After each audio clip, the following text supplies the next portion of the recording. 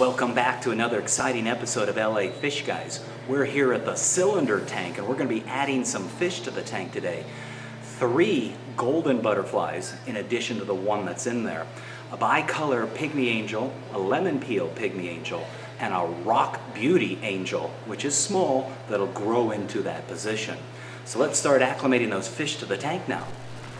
To acclimate the fish, we need to get some water out of the tank into the buckets that we've brought the fish in so that they can adjust to that water. To get the water out of the tank, I need to remove the lids or doors off the canopy section of this cylinder tank. These doors, because they're curved, don't work real well if you try to hook them up with hinges or magnetic latches. So we've simply used Velcro to attach those doors to the canopy section. Once we've got those doors off, we can then run our airline siphon tube through one of the doors at the top of the tank and bring that water down to the buckets where the fish are in. So to acclimate the fish to the tank, I'm going to use an airline siphon. I'm going to draw some water from the tank here into the buckets so the fish can get used to the actual water temperature and variations in water quality right here in the bucket. For me, transporting and acclimating the fish in a 5-gallon bucket is a whole lot more convenient. Most likely, you're bringing the fish home in a bag, but I'm sure if you gave your shop owner a bucket, he would fill it up and put your fish in there for you. As I mentioned, there's a bicolor angel, a golden butterfly. There's a lemon peel angel and another golden butterfly. And then there's the rock beauty angel and the 3rd golden butterfly. And by the way, if you didn't know it, we actually have 3 of those longhorn cowfish in the tank now. The original 5 Heniochus, the Huma Huma, and of course the big Imperator, along with that clown triggerfish, are all still here as well. Let's not forget the annularis angel, the 4 flame hawkfish, the 3 long-nose hawkfish, the single arc-eye hawkfish, along with 9 of the original ocellaris clownfish, and I think there's 1, maybe 2 of the original yellow-tailed damselfish that cycled the tank. And since we're taking water out of the tank to acclimate the fish, we have to replenish water in the wet-dry trickle filter down below. And after siphoning about 30% more water into the 5-gallon buckets from the aquarium, we'll set those buckets off to the side, allow those fish to adjust while we go ahead and start cleaning the tank. So I think one of the most recent episodes you saw of the cylinder tank was when we were fighting the red sore disease with the green chromis, and we were using the formalin. Well, we never did save any of those chromis at all, but I have learned a lot from the use of the formalin. In fact, I've actually begun to replace it in place of copper sulfate. We added some golden butterflies to this tank about 3 months ago, and unfortunately we ended up losing one of them. And in the process of losing that, we began to medicate this tank again with the formalin.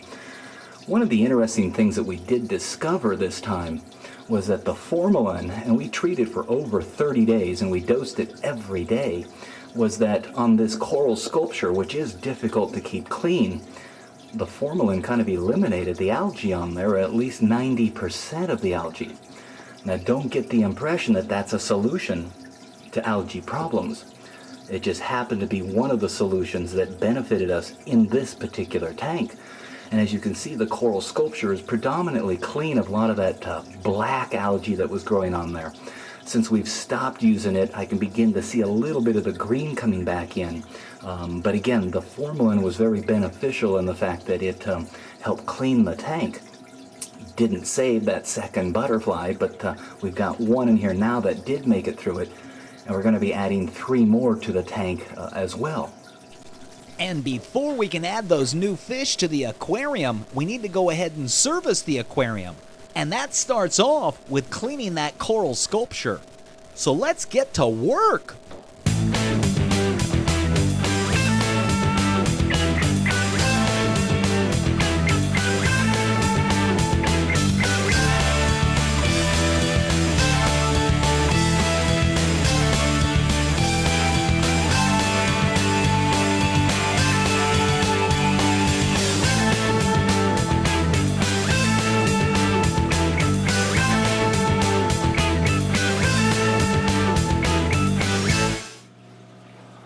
Now, an interesting little story about the longhorn cowfish.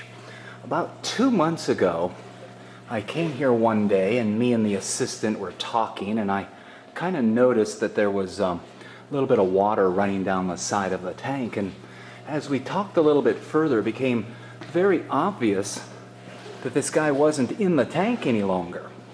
Now, I'm the only one that puts his hand into the tank, and so there would be no reason for him to not be there. And of course, I questioned everyone as to what happened to the longhorn cow, and nobody knew. And so we climbed up above the top of the tank and looked inside into the internal overflow with a flashlight and a mirror, and we couldn't see anything there. And we also climbed up and looked between the overflow and the sculpture. And let me just show that to you. As you can see here, there's the internal overflow, the big square box, and then there's the coral sculpture. And there's this space around the overflow. The coral sculpture kind of surrounds the overflow like a donut around a square box.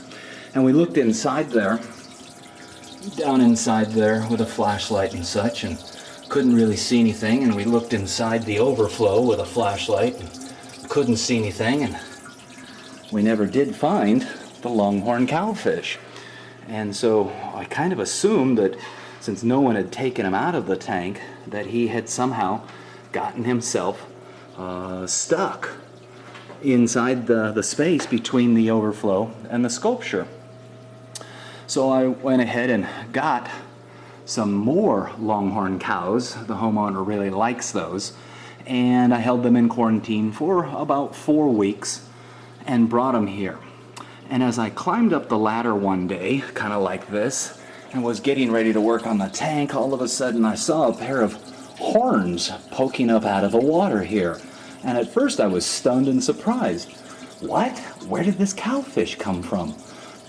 And then I realized this must be our cowfish, and how he could have survived living in this space for over a month is kind of beyond me, although you do see there are some clowns and damsels living down inside there. And of course, for the food exiting the tank, it has to pass over the edge to get to that internal overflow. So he was probably feeding on scraps for about a month. And so it was very surprising and of course very pleasing that he reappeared, because again, the homeowner really likes him. So in addition to the big guy, we also happen to have 2 new smaller guys. And they seem to be fitting in well, and so far they've been in the tank for about 3 weeks, and everybody seems to be getting along. So part of adding fish is adding the same species all at the same time. Another part of it is luck, really.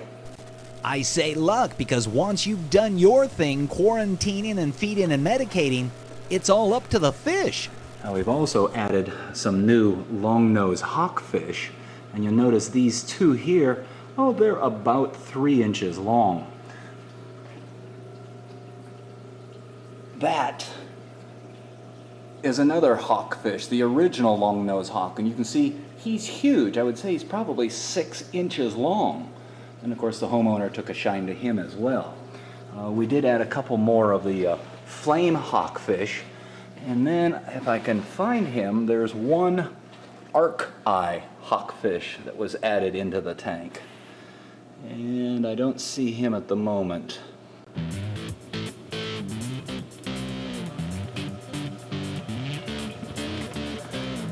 So while our new fish are acclimating to the water, we'll go ahead and continue to clean the tank. In the meantime, make it a point to come on back for part 2 of the big fancy 460-gallon cylinder tank.